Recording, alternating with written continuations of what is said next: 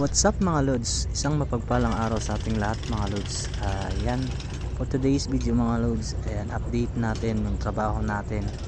Ito yung trabaho namin dito mga lods. Update ko lang lods. Paulit-ulit pala, no? Araw-araw ganito yung trabaho.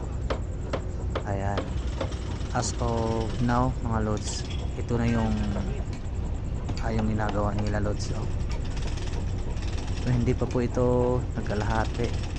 Malaking gawain pa po ito mga lods. Ayan, yan yung mga ano natin, yung mga skilled natin, tsaka yung mga labor natin. Ayan, anyways mga lods, taob ngayon, tinatawag na high tide, mataas yung dagat ngayon mga lods, kaya yung iba hindi nakapag-baba, kunti lang sa baba ngayon nagtrabaho sa dagat kasi high tide nga, mataas yung tubig. Ayan, yung iba yung sa ilalim. Tingnan mo mga lods, parang naglalaro lang sila, no? Para lang silang naglalangoy-langoy, pero hindi lalim, hindi madaling trabaho yan mga lods.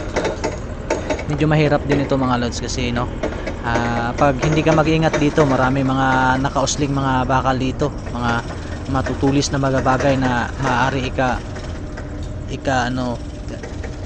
ikasugat, kaya medyo safety first tayo dito mga lods, no? Yung mga leadman natin, dalawang leadman natin, yung isa yung nasa malayo. Yan, anyway mga lod, ito po yung tinatawag na frame ng bullard frame, tapos yung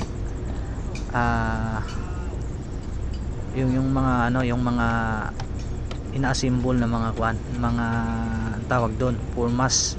Yan, kasi bubuhusan na ito, malapit na ito bubuhusan pagkatapos ng formas.